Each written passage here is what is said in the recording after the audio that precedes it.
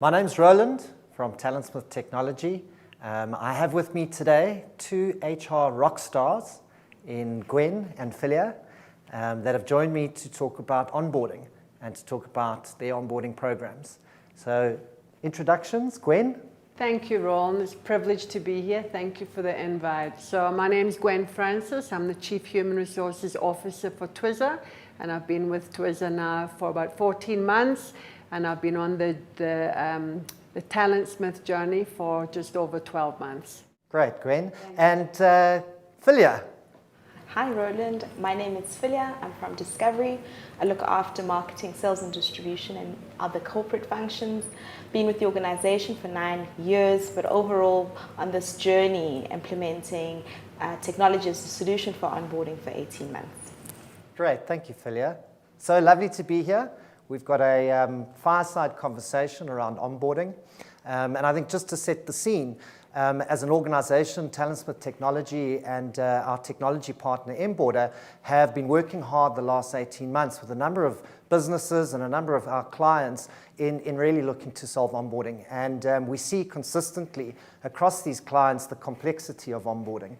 And the way in which organizations are moving fast this year to look to solve it. And we think that there's a wonderful opportunity for us today to take the lessons and the challenges and what we've learned over the last 18 months as we've worked with you and your teams, just to take that to the community and to share it with them and to allow them to understand some of the challenges and what we've solved for and what a digitized onboarding experience looks like.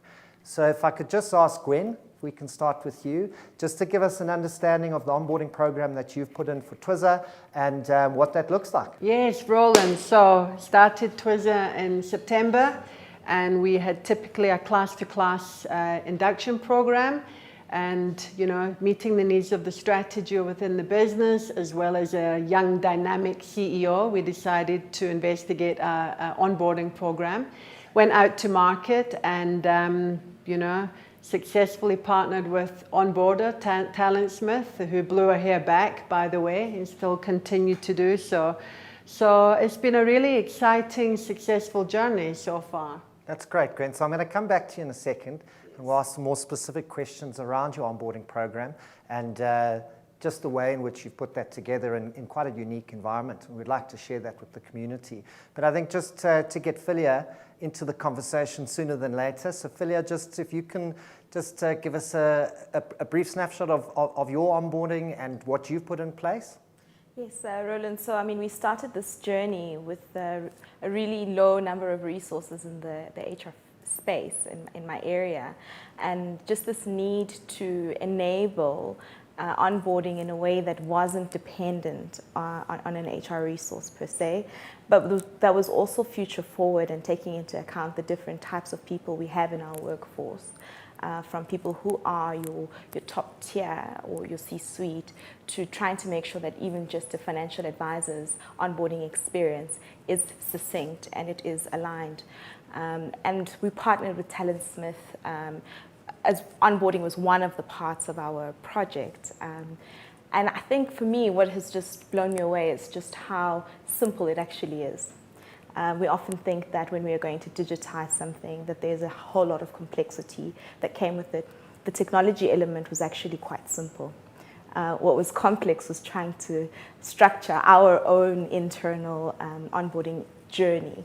So, that's really where we are. Great, thanks, Philia. So, two very unique and very different environments. Very unique in terms of the onboarding programs that have been put in place. So, Gwen, if I can start with you, and I think let's talk a little bit to the complexities of your environment, what you saw as your upfront challenges, going into creating a pre-boarding and onboarding journey for your employees, and how you solved that, and maybe the things that you haven't solved yet, and just give us a sort of a deeper truth in this onboarding and what you've done this year so far. Thank you, Roland. So I think key for us was to have a consistent message throughout. I think a great privilege to have different depots and plants throughout South Africa, but therein also comes challenges with the succinct message that Philia was talking to earlier. So it really gave us a great opportunity as an internal HR team to kind of sort out our stuff, you know, to take our induction and to review it in terms of business strategy, policies, what is the culture that we're trying to create for our employees, what is the common message.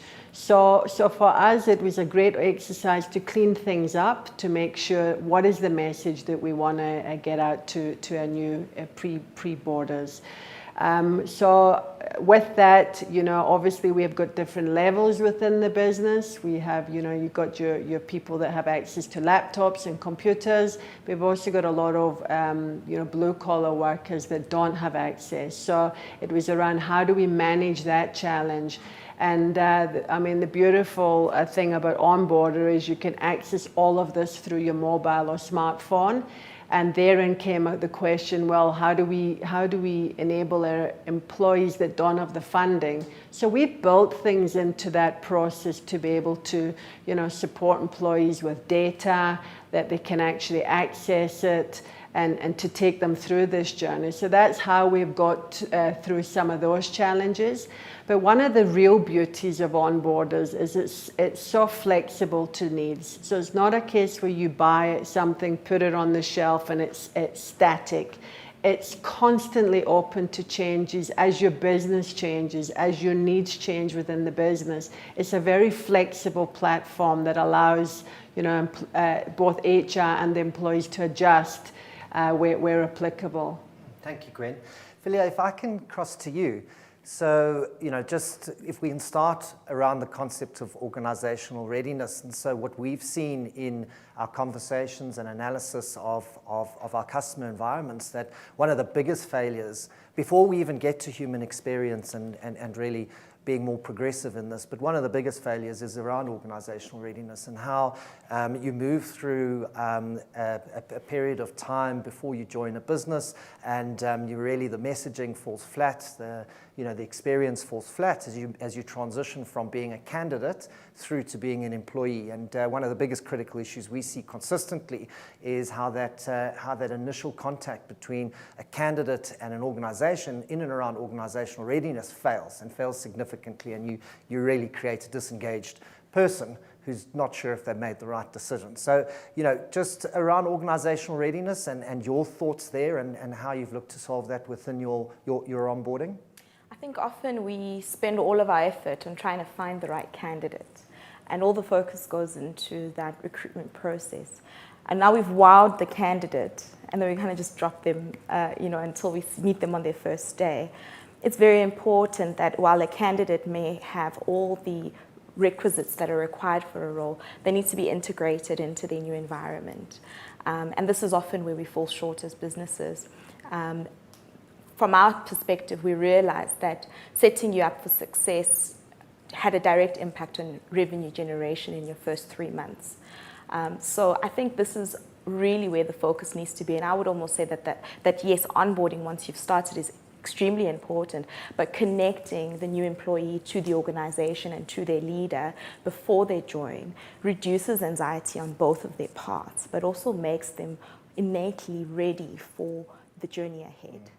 So you've touched on a fantastic concept there, and that's, you know, in and around how do we position hiring managers for success, and how do we create scalability and consistency to a pre-boarding and onboarding program when and making hiring managers the hero, because the psychological contract that needs to be entrenched and needs to be developed really sits quite firmly between the employee and the hiring manager. And so, you know, Philia, looking at your onboarding program and how through coaching and nudging you've enabled these hiring managers to be more effective in those early stages of that relationship. Yeah, I think the big thing and the big focus has been on customized experience. So often onboarding journeys are generic and it doesn't have somebody's personalized name attached to it. In our program, we've ensured that the hiring manager not only knows the person well, but knows something as simple as what they like to snack on in the afternoon, so that we build that natural connection between the two of them. We've also created in bite-sized chunks, guidelines for the hiring manager on what to do when. Often a hiring manager doesn't know, am I over-communicating with the new expected employee, or am I under-communicating? What should I be communicating? And a checklist, unfortunately, just doesn't do it. You need to create sort of a lived experience for both of them. And I think that's really been really important as part of our journey.